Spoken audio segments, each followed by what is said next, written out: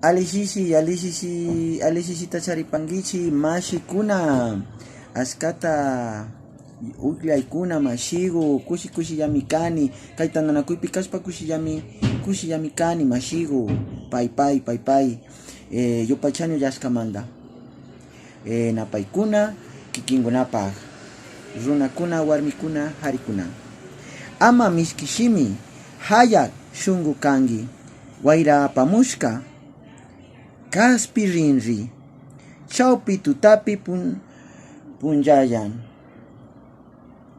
Bueno, ama mishkishimi hayak shunqu kangi, no seas boca dulce, corazón amargo, es decir, no seas hipócrita. Wayra apamushka, wayra viento, apamushka traído, manejado por el viento, es decir, sin identidad, no seas así.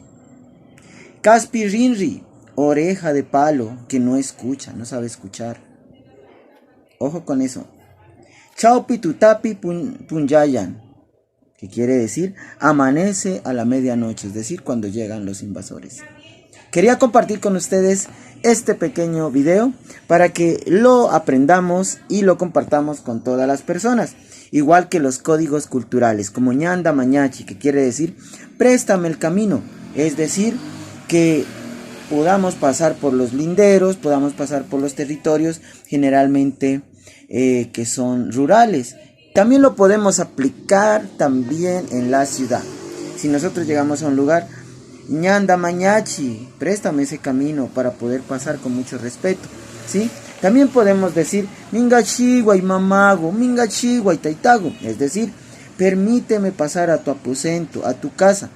Generalmente en nuestros territorios, cuando hay muchas celebraciones, se va de casa en casa los jóvenes, las jóvenes músicos o los mayores músicos o mayoras músicos, y van pidiendo el permiso para pasar un rato a la tulpa, un rato a tomarse quizás una bebidita, compartir con alegría y luego seguir el camino. Luego decir kutimpa, katishun, ahora sí sigamos, ¿no? Entonces, mingashiwai quiere decir permíteme pasar, permíteme a pasar a tu aposento. Yupaychani, recuerden seguir en mi página de YouTube, Kinti Asiri. Iles, Yupaychani, machikuna kutimpa rikurishon hasta kashkaman. Shungumanda, shunguman, de corazón a corazón, muchos saludos. Yupaychani.